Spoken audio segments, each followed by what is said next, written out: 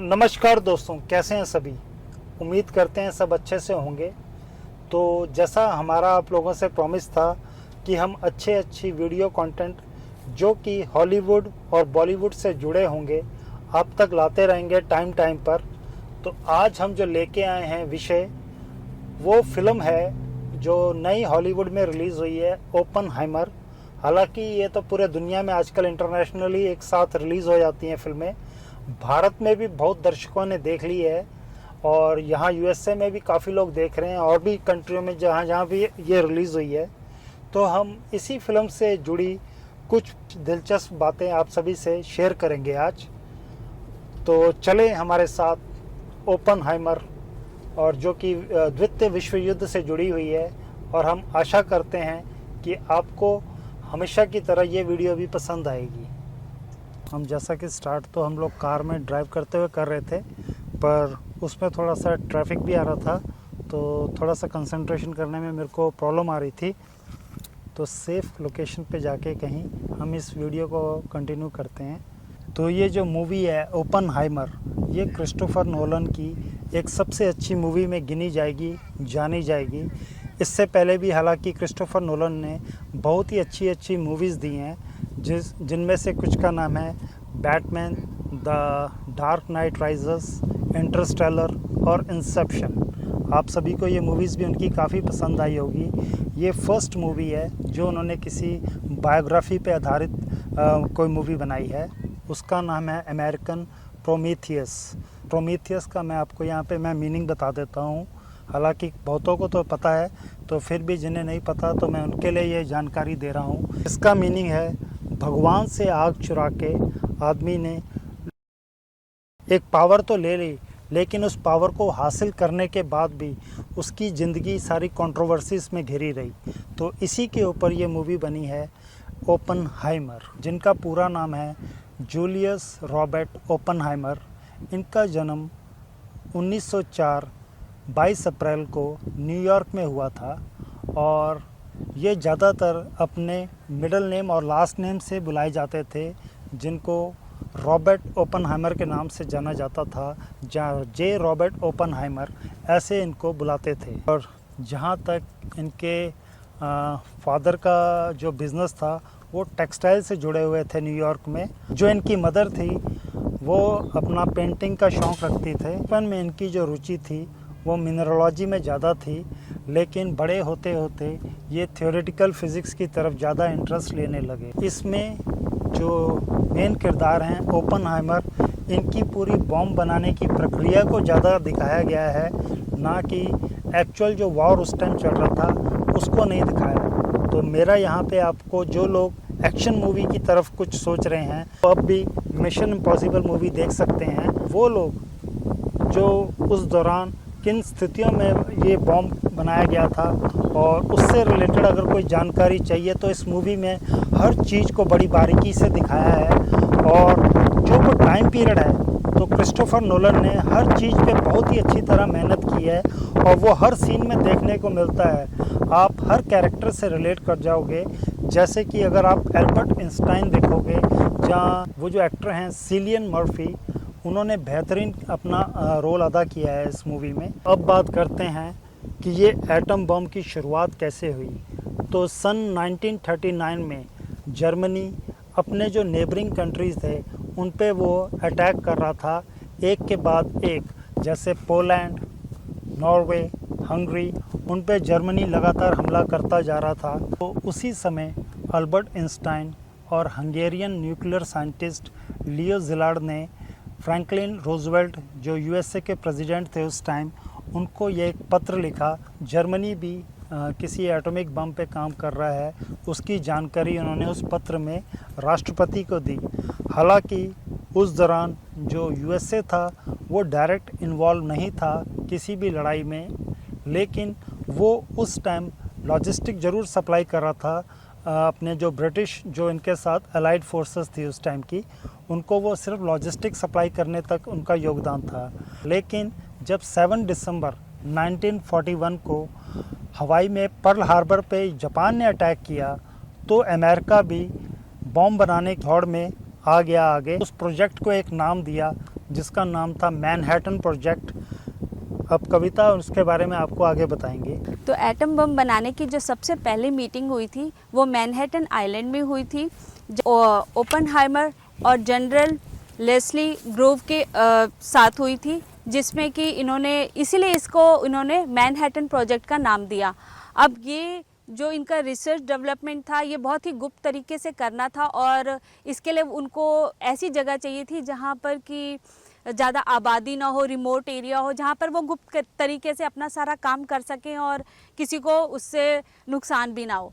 तो उन्होंने इसके लिए न्यू मैक्सिकन लॉस अलामस जगह सेलेक्ट की, जो कि एक डेजर्ट जैसा था, वहाँ पर रिमोट एरिया था, कोई ज़्यादा आबादी नहीं थी। फिर उन्होंने वहाँ पर एकदम पूरा प्रॉपर ऐसा सेटअप किया कि जैसे कि एक टाउन होता है वैसे, और वहाँ पर उन्होंने अपना ये एटम बम बनाने की प्रक्रिया को चालू किया। अभी जो प्रेजेंट में है ट्रिनिटी टावर, जिसके ऊपर उन्होंने एटम बम को रखकर विस्फोट किया था, जहाँ पर पहली बार एटम बम का उन्होंने परीक्षण किया था, उस जगह पर आज भी लोग एक टूरिस्ट प्लेस बन गया और लोग आज भी जाते हैं, और 78 साल बाद भी आज भी वहाँ पर वो रेडिएशन है। जैसा अभी आपको कविता ने बताया, ट्रिनिटी सेंटर या जिसको ग्राउंड जीरो भी कह सकते हैं, तो उस टेस्ट को उन्होंने 16 जुलाई 1945 सुबह 4 बजे पहले करना था, लेकिन स्टॉर्म की वजह से उन्होंने वो टेस्ट सुबह 5:29 पे किया।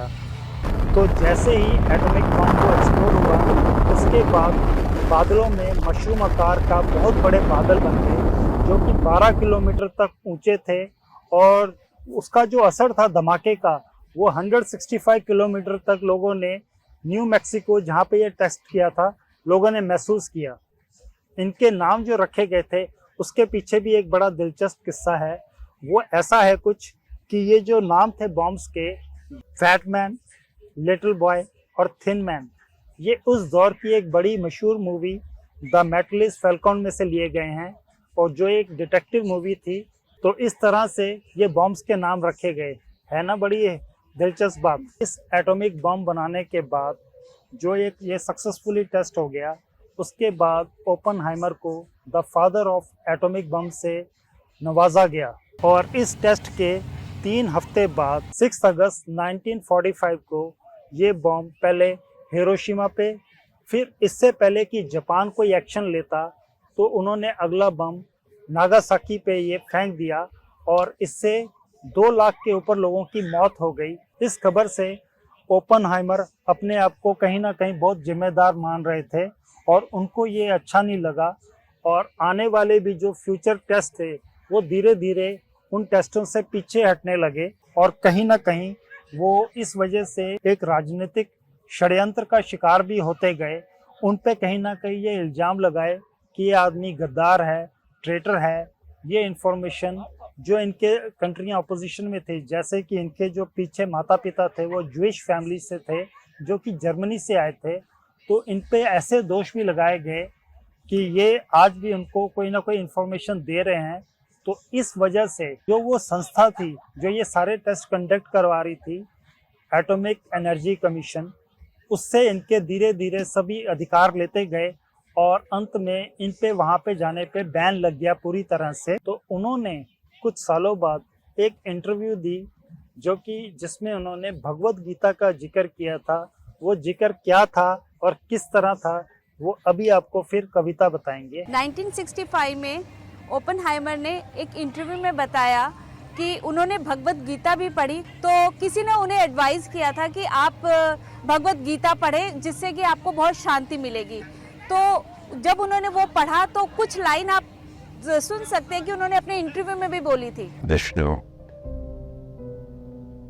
is trying to persuade the prince that he should do his duty, and to impress him takes on his multi-armed form and says, "Now I am become death, the destroyer of worlds." जैसा कि भगवत गीता में जब अर्जुन अपने भाइयों के against खड़े हुए थे युद्ध के लिए, तो वो एकदम से हिम्मत हार गए कि उनको लगा कि मैं अपने भाइयों के ही खिलाफ खड़ा हूँ, ये तो मेरे ही अपने हैं, मैं इनसे कैसे युद्ध कर सकता हूँ। तो श्री कृष्ण जो उनके सारथी थे, उन्होंने अपना विष्णु अवतार दिखाया और उन्होंने कहा कि तुम अपना कर्म करो, जो भी हो रहा है वो मैं कर रहा हूँ, मैं इस सृष्टि का रचयिता हूँ और इसका विनाशक भी, तुम्हें सिर्फ अपना कर्म करना है। अभी आपको जैसा कविता ने बताया कि भगवत गीता कैसे लिंक है ओपनहाइमर से, तो यहाँ पर जो इस मूवी में जिस तरह से भगवत गीता को दर्शाया गया है, वो एज ए इंडियन, भारतीय होने के नाते हमें इतना अच्छा सीन नहीं लगा। और इसके बारे में आपकी क्या राय है? यहाँ पे क्रिस्टोफर नोलन ने कुछ गलती ज़रूर की है, क्योंकि हम सभी एज ए इंडियन उस रिलीजन या उस होली बुक को हम लोग बहुत ज़्यादा मानते हैं। किसी भी तरह दिखाते और किसी और तरीके से दिखाते अगर ये सीन, तो वो ज़्यादा बेहतर होता। हमारी अपनी ये राय है, आप लोगों की क्या राय है आप हमारे कमेंट बॉक्स में ज़रूर लिखना, जिस किसी ने भी ये मूवी देखी है। तो अब बात करते हैं, क्रिस्टोफर नोलन ने इस मूवी के लिए, जैसा कि मैंने आपको शुरू में भी बताया था, बड़ा ही बेहतरीन काम किया है। उन्होंने हर चीज़ पे बड़ा बारीकी से काम किया है। तो आपकी जानकारी के लिए मैं ये बता दूं कि ये पूरी मूवी 70 mm IMAX पे शूट हुई है, और जो इसकी रील है वो आप सभी जानकर हैरान हो जाएंगे कि ये 11 माइल लंबी और का वज़न 600 पाउंड के लगभग था, जो कि 272 किलो के आसपास बन जाती है। जैसा कि मैंने आपको बताया कि ये मूवी IMAX पे शूट हुई है, तो इसको यहाँ पर IMAX पे देखने का अलग ही अनुभव था। आप किसी ने भी भारत में या और भी किसी देश में अगर ये मूवी 70 mm IMAX स्क्रीन पे देखी है, तो वो भी अपना जो भी एक्सपीरियंस है ज़रूर हमारे साथ भी शेयर करना कि उनको ये मूवी कैसे लगी देखने में। अंत में आप सभी से अलविदा लेने से पहले मैं इस मूवी के जो कुछ मुख्य किरदार हैं जो हमें अच्छे लगे, और हमें उम्मीद है वो आप सभी को भी उतने ही पसंद आएंगे, तो सबसे पहले मैं नाम लेना चाहूँगा टॉम कॉन्टी, जिन्होंने अल्बर्ट आइंस्टाइन का रोल निभाया है, और उसके बाद सिलियन मर्फी, जिन्होंने जे रॉबर्ट ओपनहाइमर का रोल निभाया है। वो बहुत ही अच्छा रोल है, और ये किरदार कभी देखने में लगते ही नहीं, ये ऐसा लगता है कि वो असली में हमारे सामने ओपनहाइमर या अल्बर्ट आइंस्टाइन खड़े हैं। और दूसरी तरफ आपने एवेंजर मूवी में देखा हो रॉबर्ट डाउनी जूनियर को, और उन्होंने इस फिल्म में लुइस स्ट्रॉस का किरदार निभाया है, वो भी बड़ा बेहतरीन है। यही थी ओपनहाइमर फिल्म से जुड़ी कुछ दिलचस्प बातें। हम आशा करते हैं आप सभी को ये बातें बहुत पसंद आई होगी, और अगर पसंद आई है तो हमेशा की तरह लाइक, शेयर और सब्सक्राइब करना ना भूलें, ताकि अच्छे अच्छे कंटेंट हम भी बनाते रहें और आप भी देखते रहें। नमस्कार।